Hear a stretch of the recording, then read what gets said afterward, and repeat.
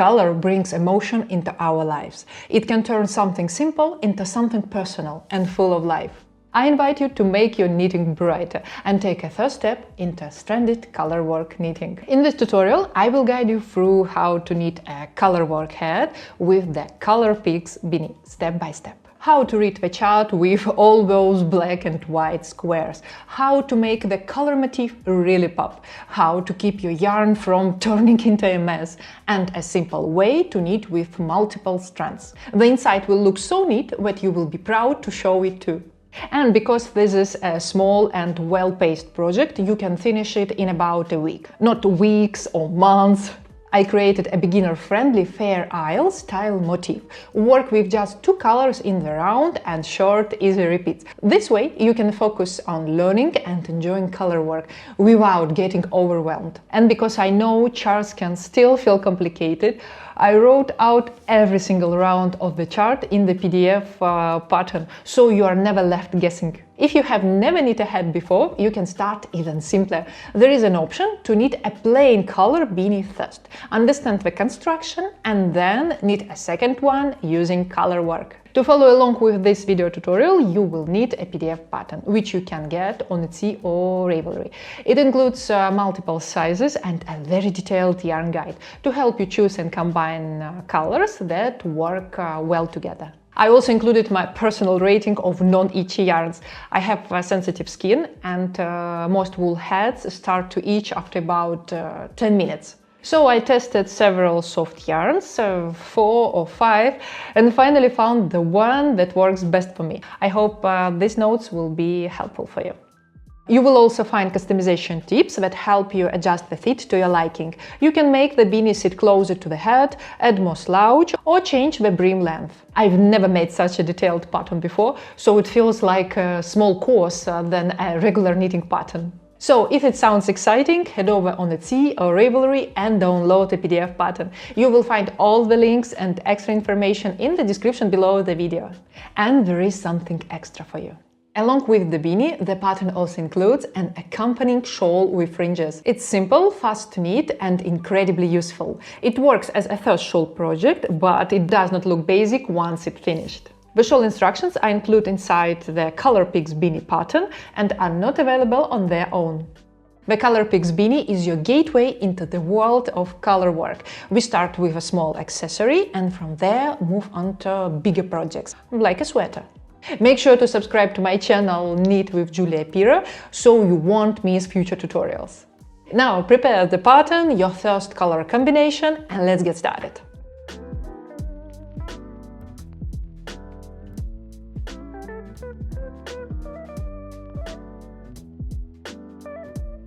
In this tutorial, I will be knitting with Double Sunday yarn by Sandnes Garn. I went for soft beige shades with just a little bit of contrast. This is actually my first time using this yarn. I've heard that it's itch-free and still a non-superwash wool, which really made me curious. I will finish the beanie, wear it for a while, and then share how it feels. And I will add itchiness rating to the pattern next to other yarns I've already tried for sensitive skin, so you can compare and choose what suits you best. Okay, this hat is knitted from the bottom up, and we will start with the brim. The ribbed part is worked with 3.5 mm 40 cm needles. That's US size 4 and 16 inches. So get your needles and using either a long tail cast on or an Italian one, cast on the number of stitches for your size. I'm working the size medium. You can also use the magic loop method right from the start. I personally cast on and knit the first round on the 40 cm needle, and then I switch to magic loop, usually in the second round. I know, some knitters love short circular needles, but I really don't. My fingers get tired quite quickly on short needles, so magic loop feels much better for me. Once you cast on all the stitches, add one extra stitch. This stitch is only for a jogless join in the round. Before joining, take a moment to check that all your stitches are not twisted and that they are all facing the same direction on the needle. Now let's join in the round. Slip the first stitch from your left needle to the right needle. Lift the extra stitch over it and let it drop off the needle. Then slip the stitch back to the left needle. Gently tighten the yarn and place your beginning of round marker. Now we start one by one ribbing. Knit one, purl one, to the end of the round.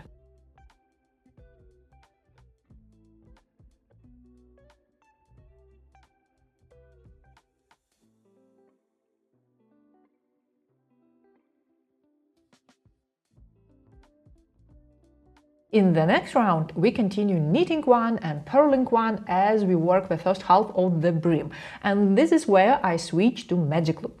I start the new round with the same needle size, but with a longer cable, about 80 centimeters or 32 inches, and I work one more round. You can, of course, continue knitting the entire brim on the short cable if you prefer.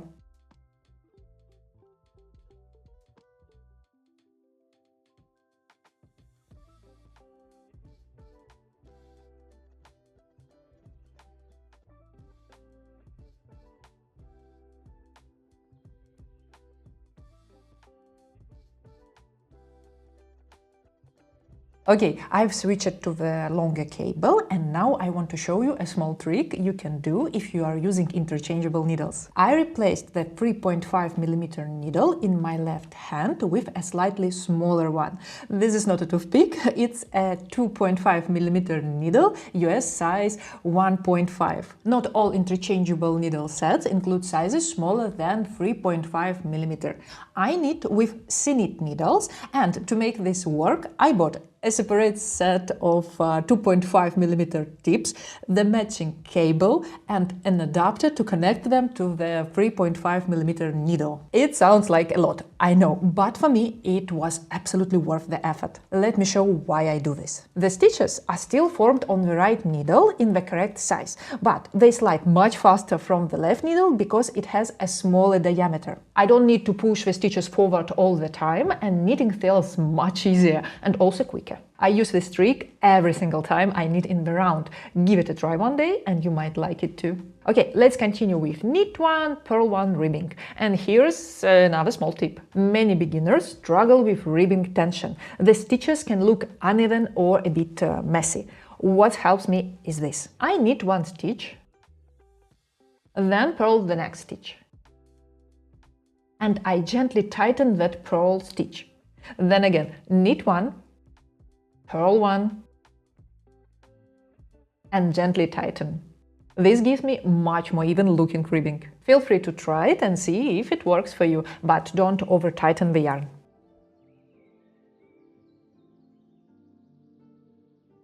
Work this first part of the ribbing until you reach the length written in the pattern, and don't worry too much about the number of rounds. Length is what really matters here. If you prefer a shorter brim, this is the moment where you can easily adjust it. Just stop a little earlier.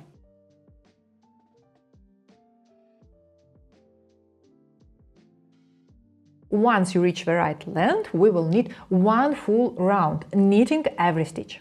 This round creates the point where the brim will fold later. When the brim folds, it will stay nicely in place without sewing. After that, we go back to one by one ribbing again. This is the second part of the brim, and it's a bit shorter than the first part, so just follow the measurements in the pattern. And now it's time to pick up color B. Don't cut color A, just leave it hanging. We will need 4 rounds in color B to create a smooth transition between the ribbing and the head body. Because the brim is not sewn down, it can slide a little when worn. Starting this color section a bit earlier helps everything look better. First round in color B, just knit all stitches.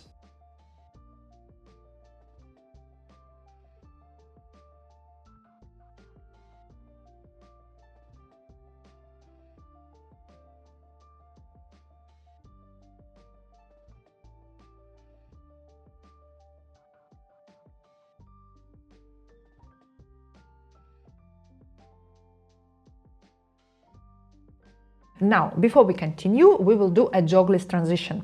Even though it looks like we are knitting straight rounds, we are actually knitting in a spiral. This step helps avoid visible color joke. This is our third stitch in color B. Find the stitch below in the previous color. Lift the right leg of that stitch and place it on the needle. Knit this lifted stitch together with the first stitch of round using color B.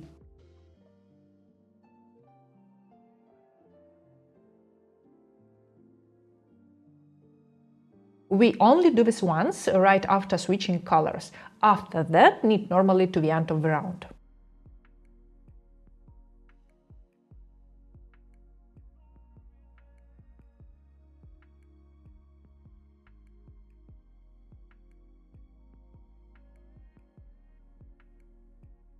And then knit 2 more rounds in color B, knitting all stitches. Also, after the second round, you can twist colors A and B near the beginning of round marker, so color A is ready when needed.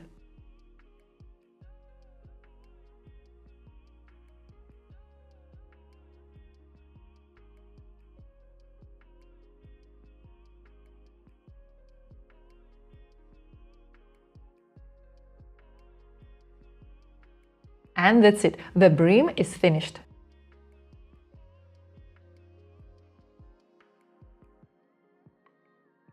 Alright, my friends, now we are moving into the most exciting part, the color work. We will take it one step at a time and I will be right here with you.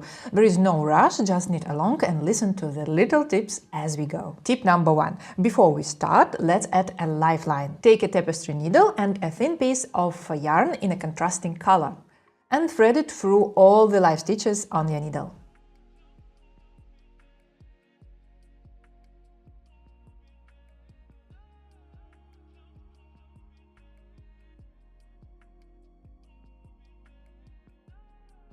If you make a mistake in the motif later, this is the point where you can safely unravel and start again. Nothing will fall apart. I really recommend placing a lifeline before every new part of the motif, because it helps you secure your progress and prevents you from having to unravel too much.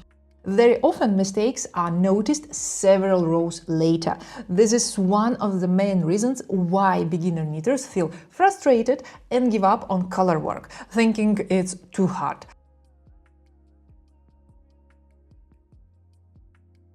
Okay, the first lifeline is in place. Let's see what comes next. On the screen you can see the first part of the colorwork motif. It's worked with color A and color B over the next 5 rounds. We read the chart from the bottom to top and from right to left, just like we knit. I will walk you through it step by step, so you don't have to figure it out on your own. Tip number 2. For the colorwork part, we will switch to a slightly bigger needle size. I use 4mm 40cm long needles, that's US size 6, 16 inches. Stranded colorwork usually comes out a bit tighter than regular stockinette, and going up one needle size helps keep the fabric flexible and comfortable to wear. For color work, I also find it much easier to work on short circular needles rather than magic loop or double pointed needles. When you are just starting with color work, managing the floats at the gaps can feel tricky. You need to stretch them enough so the fabric doesn't pull in at those points.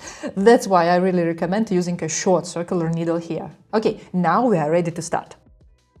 Rounds 1 and 2. Take your larger needle and start knitting as usual. Round 1. Knit all stitches with color B.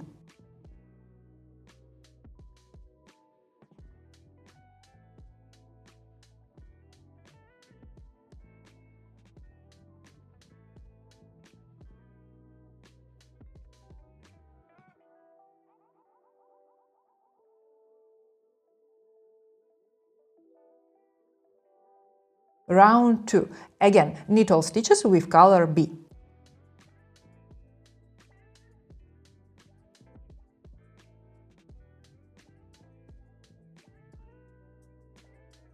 Round 3. Now, let's take a look at the chart. For our first stranded colorwork project, I prepared a motif with no more than 5 stitches in one color and only 2 colors in one round. This way of working colorwork is often called fair isle. If you look at the chart, you will see that it's 8 stitches wide. That means we will repeat this motif every 8 stitches all the way around. In this round, the pattern is very simple. You knit 3 stitches in color B, then 1 stitch in color A, and repeat the sequence to the end of the round. So you can just remember, knit 3 in color B, 1 in color A. Before we start, place your yarns in the right way. Put your main color A, also called background, on the right, and color B, also called dominant, on the left. I recommend sitting at a table for this part, especially if this is your first colorwork project. It helps keep everything under control. Later, when you feel confident, you can always move to the sofa. Next, take color A and twist it around color B. This way, color A you knit next will already be in the right round. Now, take color B and knit 3 stitches as usual. I knit in the continental style, but if you knit English style, just work the way you normally do. We are simply knitting stitches here, nothing special. And if you are a left-handed knitter, nothing changes for you either. Rule number 3. Stretch the stitches for good floats. This is not just a tip, this is a rule. Before you pick up the next color, stretch the stitches on your right needle, like this. This sets the correct distance for the float. Now, pick up color A, making sure it comes above color B, so the yarns don't twist. Then knit 1 stitch following the chart. The float you create will lie neatly on the back of the fabric. Later, when the hat is worn, the float won't pull on the stitches. If you don't stretch the stitches before changing colors, the float will be too short, and then the fabric won't stretch properly when you put the hat on. So, always remember, stretch first, then change color. Rule number 4, dominant color. Now we are moving on to the next part of the round, where we knit 3 stitches in color B. Pick up the yarn from below and knit 3 stitches.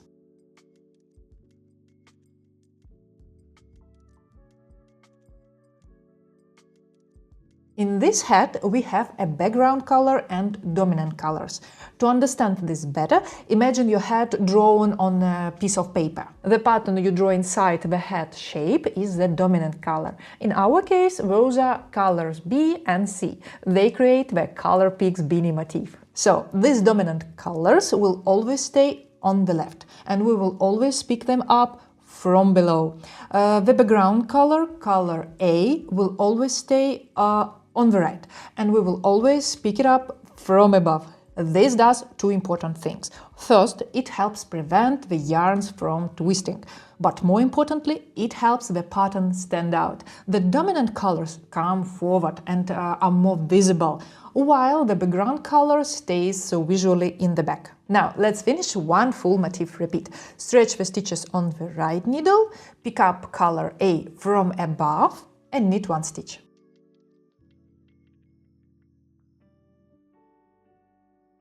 We've just worked 8 stitches, and we will repeat the sequence to the end of the round. Let's do it once more. Pick up color B from below and knit 3 stitches.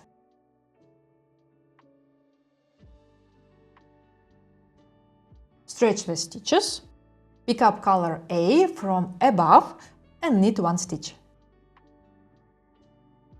Tip number 5. How to hold the yarns. Now we are coming to what is probably the most important part of stranded colorwork, and also the reason why many beginners find it difficult at first. It's how to hold the yarns. If you open random colorwork tutorials online, you will often see how people holding both yarns on 1 finger, or even knitting with 2 hands at the same time. Most beginners are comfortable managing the tension of 1 yarn, not 2 or 3. They try it, feel lost, and then decide that colorwork is not for them. That was my experience in the past too. So today we are going to do something different. We will knit by holding 1 strand at a time. We will focus on the floats and on switching between colors correctly. Don't worry about perfect tension. I will guide you through it. Later, once you feel more confident, you can try holding two yarns on one finger or combining continental and English styles. And remember, you always have a lifeline, so you can safely start over if needed. I will also show you how to use a special colorwork ring later, but that's for your second colorwork project, not for the first. Now, let's continue. Take color B from below. Tighten it just a little, so the previous stitch doesn't stay too loose, and knit 3 stitches.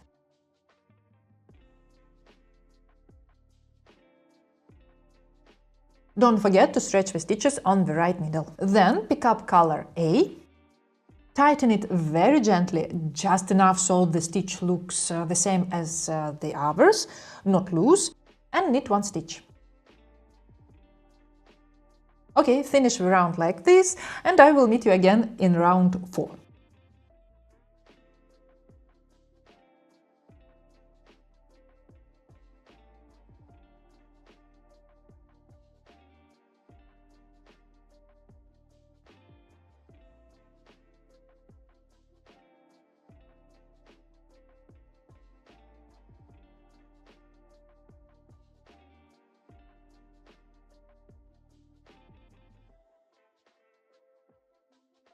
Now, let's move on to round 4. The chart tells us to knit 2 stitches in color B, then 3 stitches in color A and 3 stitches in color B. Let's do it together. Pick up color B from below and knit 2 stitches.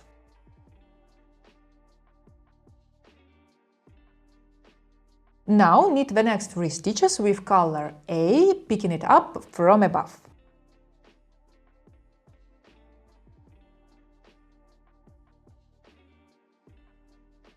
And then knit the next 3 stitches with color B, picking it up from below.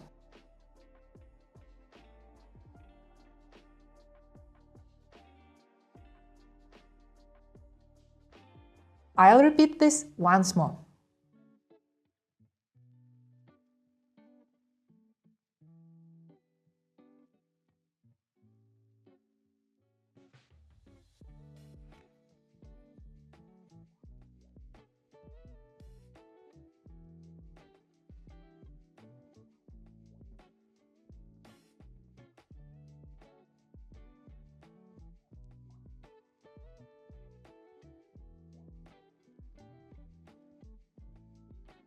This 8-stitch motif repeat is easy to remember as 5 stitches in color B and 3 stitches in color A. Keep repeating this sequence to the end of the round.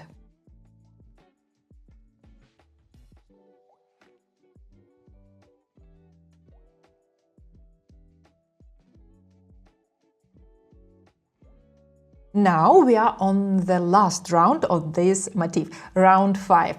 Here the chart shows 1 stitch in color B, 5 stitches in color A and 2 stitches in color B. Let's work it together. Knit 1 stitch in the dominant color, then 5 stitches in the background color,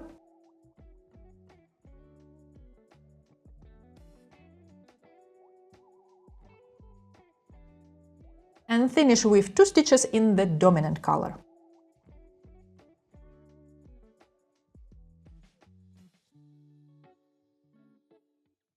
I'll repeat that once more.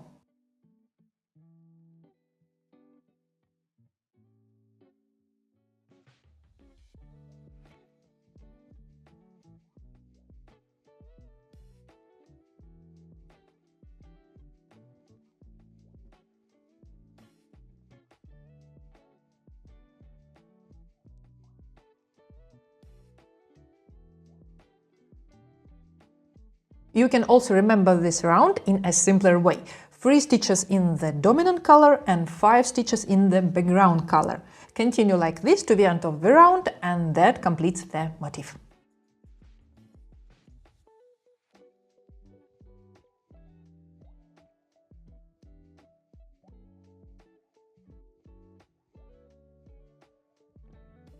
Now let's stop for a moment and check our work. I want to show you how to fix small mistakes without unraveling. I actually made this mistake on purpose here. I needed 3 stitches in one color instead of 1. And honestly, this is not theoretical. I did exactly the same mistake in my first sample. If you only have a few stitches wrong, you don't need to rip everything back. Take a tapestry needle and a short piece of yarn in the correct color. We are going to mimic the stitches. This stitch should be here. So we start with the second stitch. First, we make the right leg.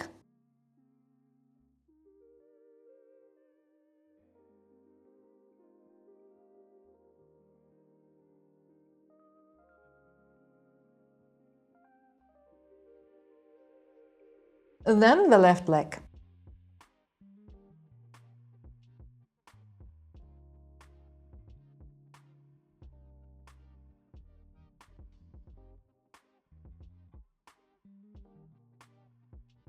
This stitch also needs to be in a different color. So again, first the right leg,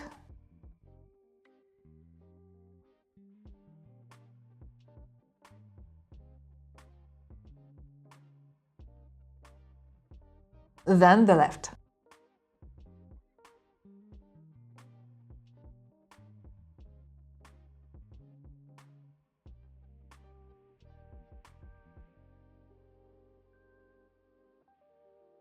Use the tapestry needle to guide the yarn and help it sit nicely.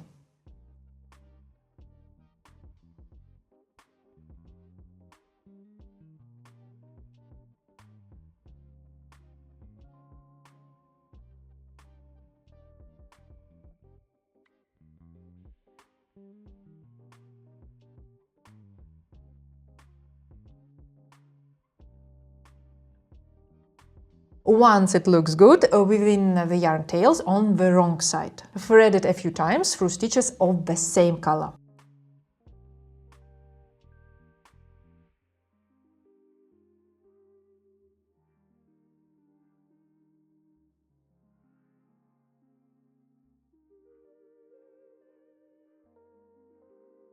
Now turn your work to the right side. And gently adjust the yarn so it covers the incorrect stitch underneath.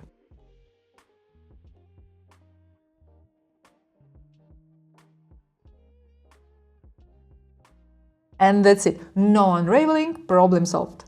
Okay, now we are moving on to the next part of the chart, this time with color C.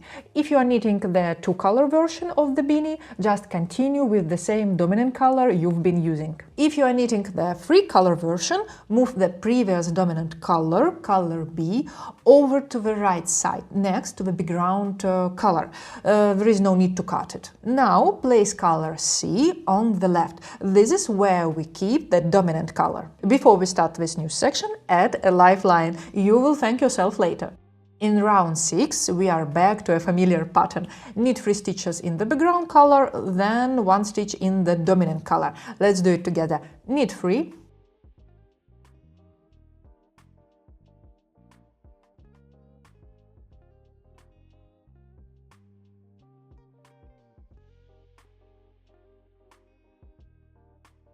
Knit 1.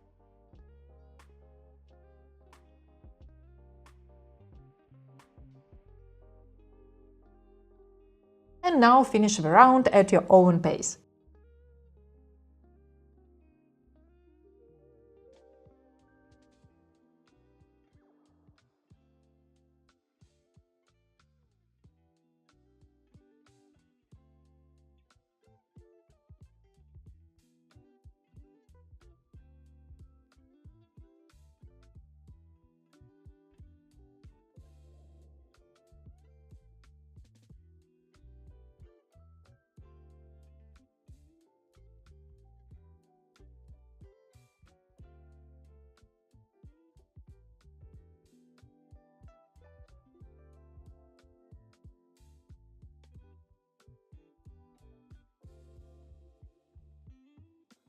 Round 7 looks a bit tricky at first, so let's slow down and walk through it. The chart reads: knit 2 in color A, knit 1 in color C, knit 1 in color A, knit 1 in color C, knit 3 in color A.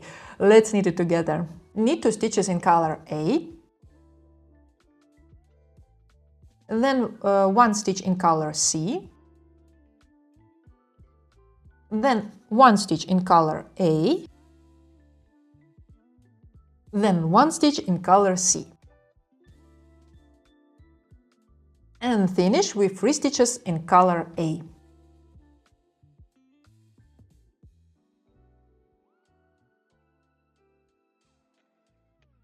I'll repeat this once more so you can see how it starts to make sense.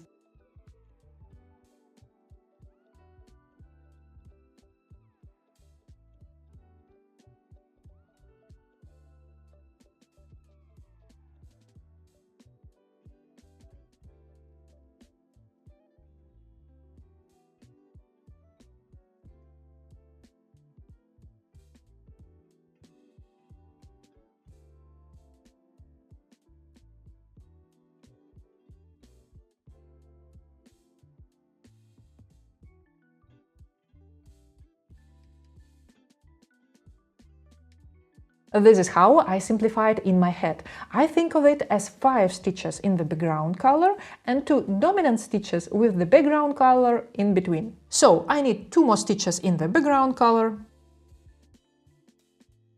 then 1 stitch in the dominant, then 1 stitch back in the background, then 1 stitch in the dominant again, and start with 3 stitches in the background color.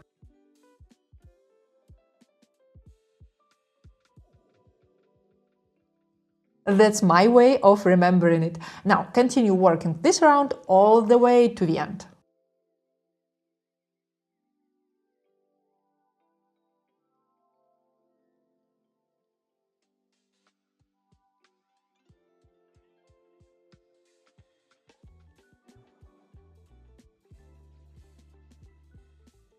Tip number 6. Small unraveling.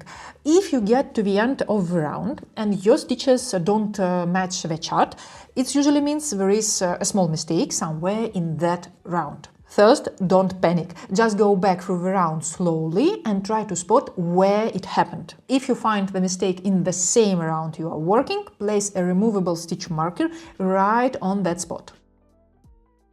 Then unravel stitch by stitch back to the marker.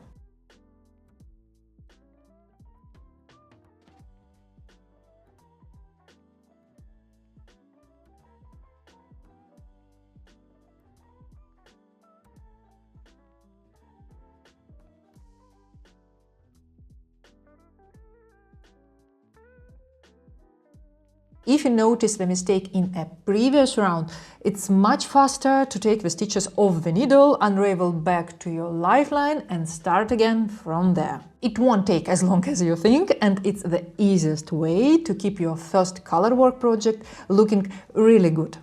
Round 8. In this round, I want to show you a slightly more advanced trick, how to use a colorwork ring. As always, a few notes before we move on. This ring is designed to keep 2 yarns separated on your finger. Without a ring and without practice, the yarns often twist around each other on the finger, and then it becomes hard to pick up the right yarn. So first, place the ring on your finger. The dominant color goes into the left spiral, like this. I'll show it once again.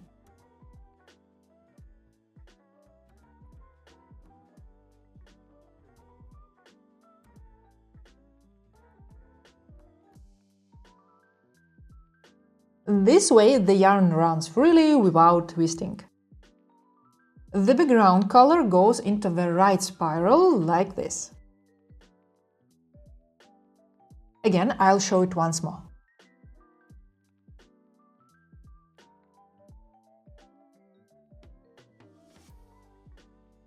Both yarns are now separated, not blocked, and they slide smoothly through the ring. Now we need to create some tension. I usually wrap the yarn twice around my pinky finger, and with the ring I do the same. I wrap both yarns. And don't worry if it feels awkward at first. It almost never works perfectly on the first try. This is something that comes with a bit of practice. Take your time, experiment, and see how it feels in your hands. Okay, round 8 asks us to knit 3 stitches in the background color and 1 stitch in the dominant color. So this one is very straightforward. The background color is on the right, so make sure you knit it from above. Knit 3 stitches in the background color.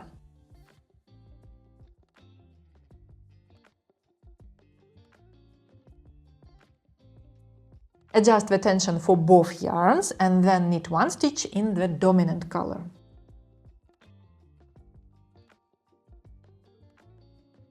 Again, adjust the tension and continue knitting in the background color.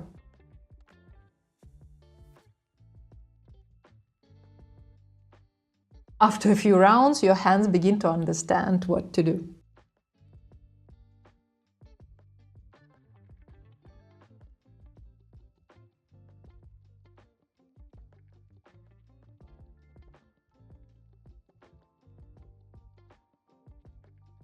You might be wondering why I didn't show you how to knit with the ring right from the start. There are a few reasons for that. First, before adding another tool and thinking about extra tension control, I really wanted you to feel fully confident about color dominance, which yarn goes where and how to pick it up correctly. Second, the ring can make your tension looser. I've only recently started using a ring and I noticed the Colorwork section came out larger. This is the beanie I knitted using a ring and it turned out a bit bigger. But I found a solution that works for me.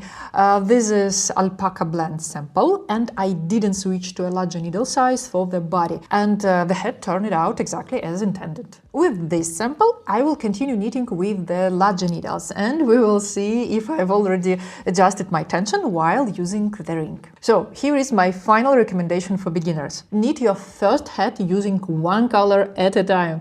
Focus on learning how to pick up the yarns correctly and how the flows behave. Finish the head, notice what worked and what didn't, and only then think about adding a ring for your second project.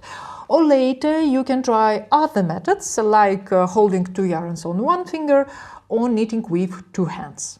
At this point, you already know everything you need to work with Colorwork section. I've also written out every round for you in the PDF pattern, so you can always double check yourself. And I will meet you again in round 20, where I'll show you how to do a jogless color change when we start switching colors every round. You can do this.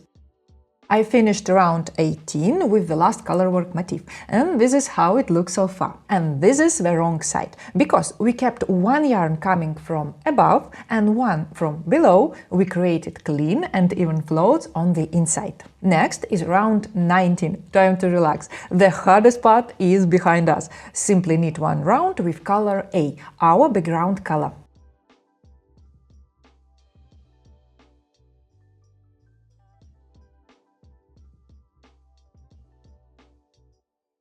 Now round 20. This round is worked in color B. Knit one full round and I will show you how to prevent a jog before switching to the next color. This method is a little different from the one I showed you earlier and works very well when changing colors every round.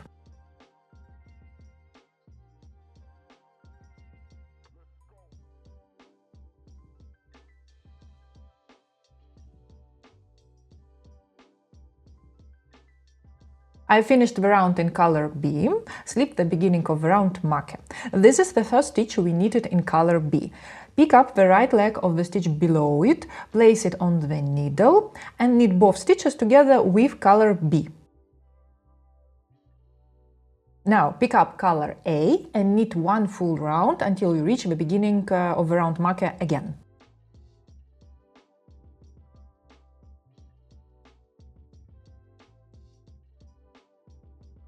That was round 21 and now we are ready for round 22. Slip the beginning of round marker and knit one stitch in the previous color.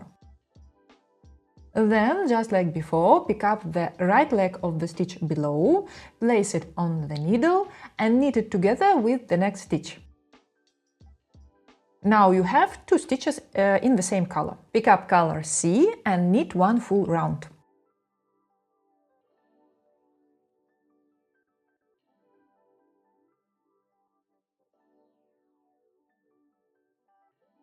Slip the beginning of round marker and knit these 2 stitches, so the entire round is worked in one color.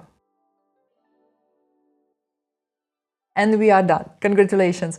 The beginning of round marker is still in place and still marks the beginning of the round. We simply avoided a jogless join. Now we are ready to switch back to color A and finish the crown, and we will use the jogless join one more time. Let's move on to the next and final part of knitting our beanie.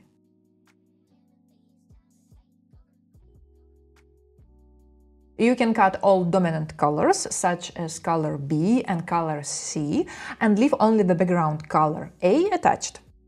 If you worked the Colorwork version, switch back to smaller 3.5mm US4 needles.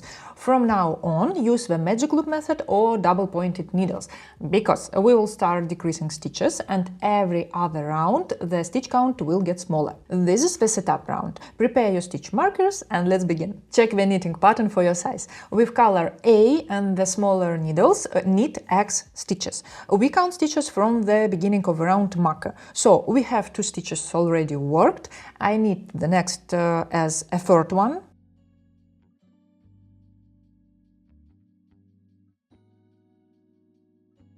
And continue knitting.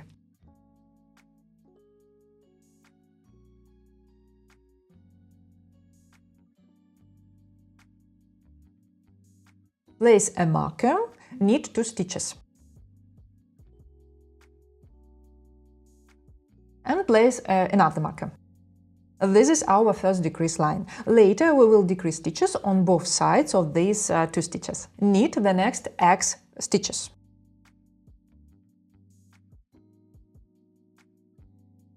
Place a marker, knit 2 stitches.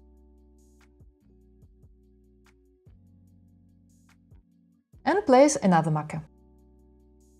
Continue in the same way until the end of the round. The beginning of a round marker marks the back of the beanie. Round 1, decrease round. First, we need to finish the previous color without creating a jog. Knit the first 2 stitches in the previous color. Then lift the right leg of the stitch below, place it on the needle and knit it together with the next stitch. Done. Now knit until you reach 2 stitches before the marker.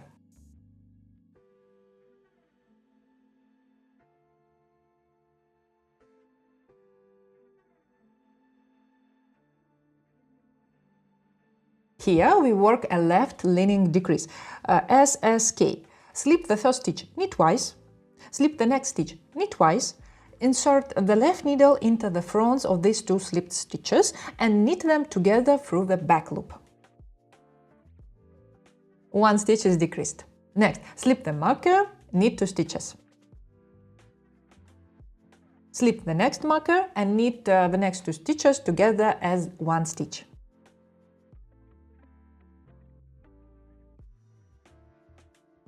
You have decreased 1 more stitch. Now repeat the same sequence across the round. Knit 2 stitches before the next marker.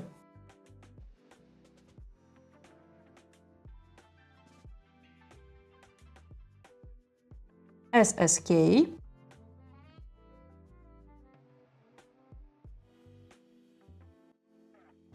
slip marker, knit 2, slip marker and knit 2 together.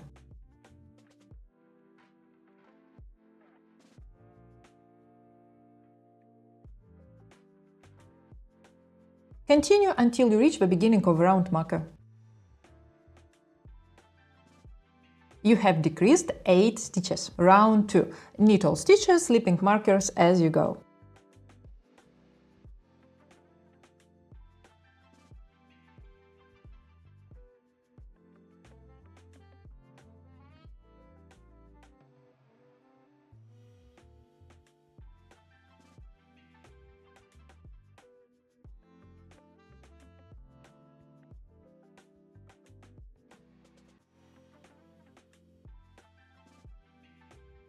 Repeat rounds 1 and 2 until you reach the required stitch count for your size.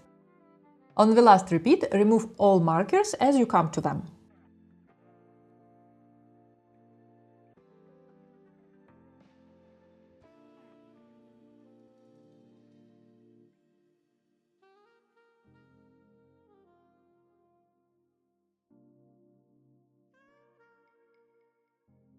Last round, knit 2 together all stitches.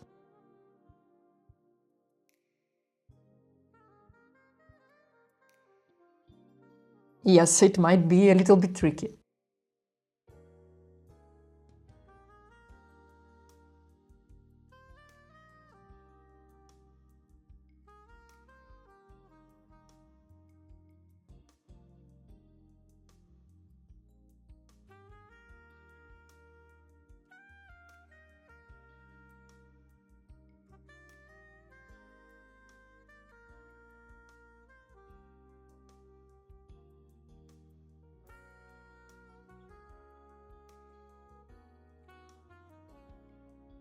Cut the yarn, leaving a long enough tail, and thread it onto a tapestry needle.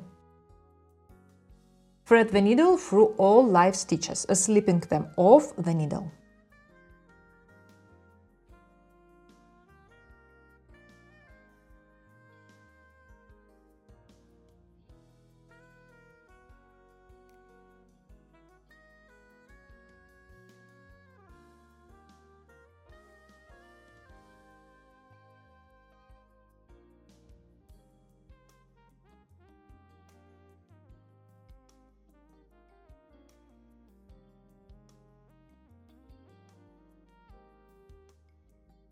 Then pull tight to close the crown.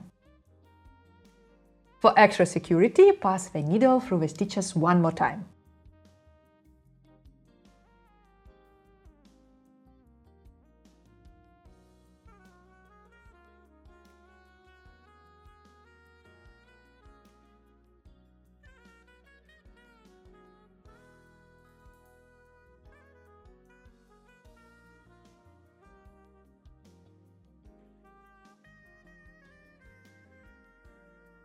Bring the needle to the wrong side.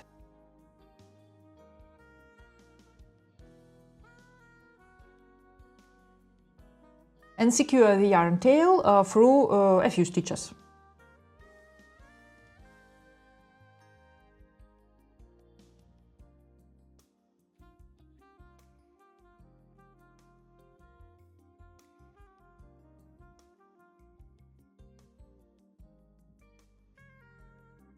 Now remove the lifeline. Pull it out gently. If it feels tight, you can carefully cut it in 1 or 2 places to make it easier to remove.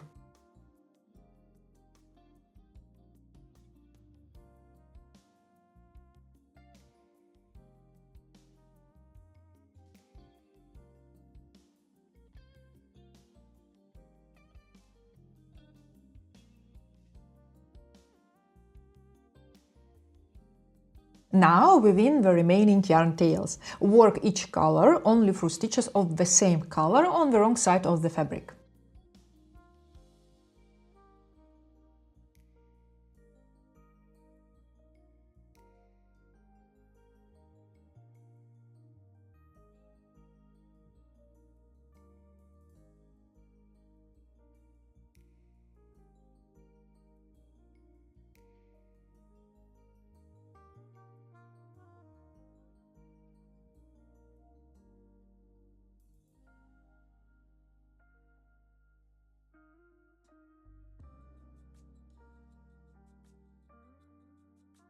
If you notice small jogs on the right side, this is the moment to fix them by mimicking 1 or 2 stitches.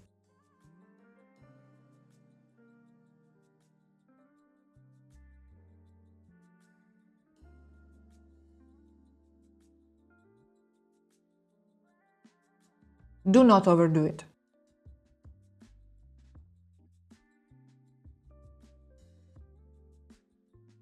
Cast on tail. Turn the beanie to the right side. Fold the brim and within the cast on tail on the inside of the brim.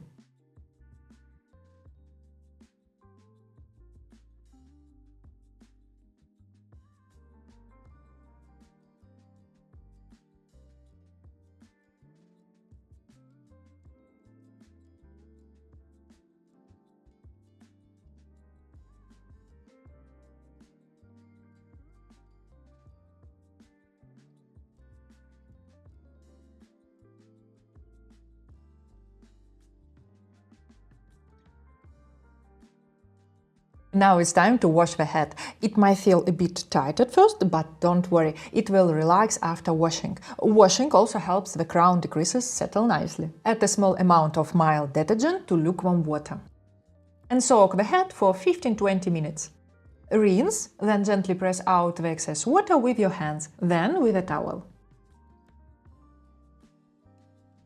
Place the head on a dry towel and shape it so the decreased lines sit on the sides. I place the head this way, so the area with all the yarn switches is hidden on the side, not on the forehead or in the center back. People sitting behind me on the tram will examine it closely, so I want it to look perfect. Let the head dry completely, and while you are waiting, I invite you to knit the matching shawl.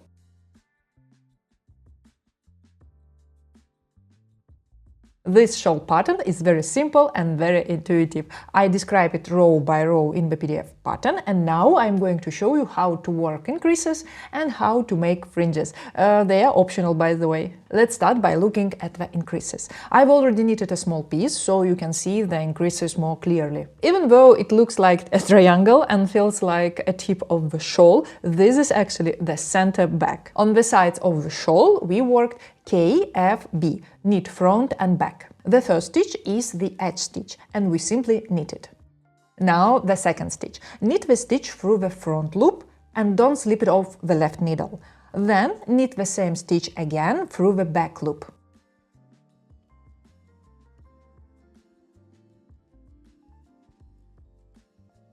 We have increased one stitch. At the center of the shawl, we work M1R and M1L. I will knit to that point and show you. Before the marker, we work M1R, make one right. Pick up the strand between the stitches from back to front and knit it through the front loop.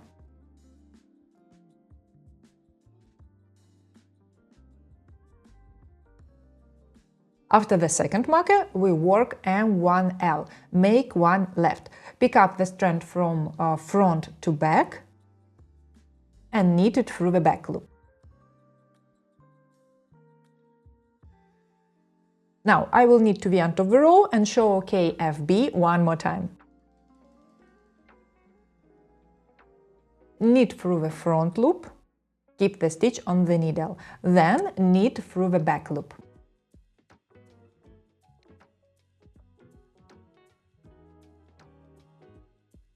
On every right side row, you increase a total of 4 stitches. On the wrong side rows, you simply purl.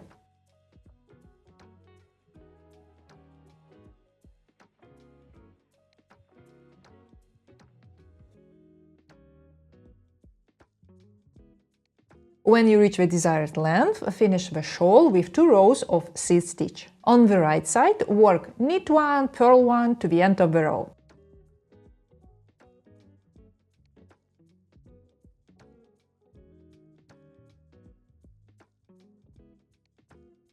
If the stitch count is uneven, work the last stitch as a knit stitch.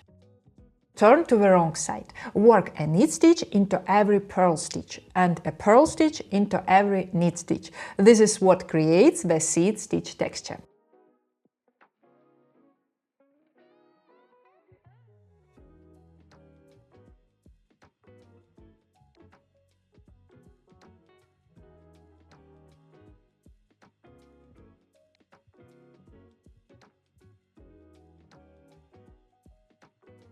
Finally, bind off loosely using a basic bind off or any method that is not tight.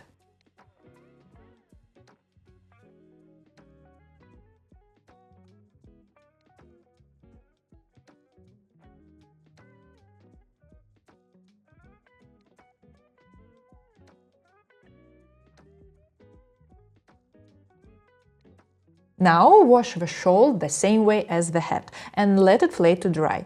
If you have pins, you can pin the edges in a few places to help it dry in shape. But this is not necessary, since this is not a lace shawl. Okay, let's make fringes. First, you need something to wrap the yarn around. The width of this object will be the finished length of your fringes. I'm using this watercolor box. It's a little wider than I want, so I will add more fringes and then trim them shorter. You can also use a piece of thick cardboard. Start wrapping the yarn slowly, one strand at a time, in a single layer.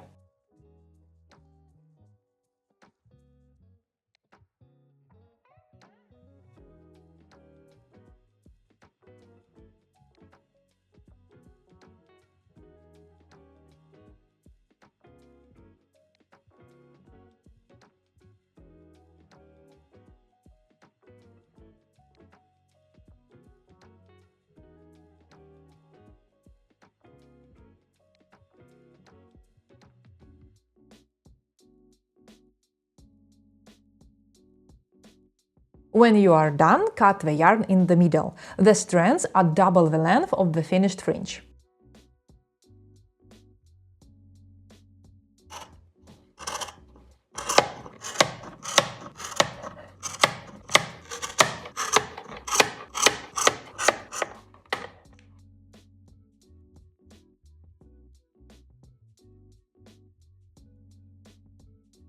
Next, take a crochet hook. I'm using a 3mm one. Insert the hook through the edge stitch from back to front, catch 2 yarn strands and pull them through the stitch.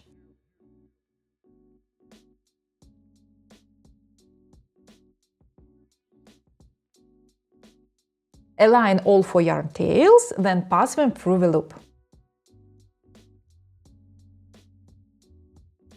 Pull gently to tighten.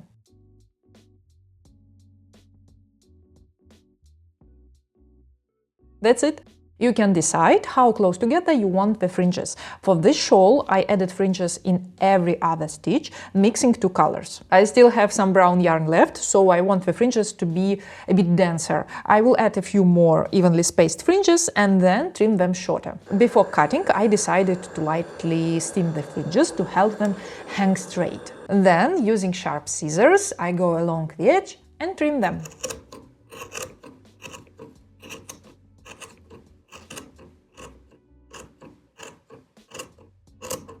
Much better.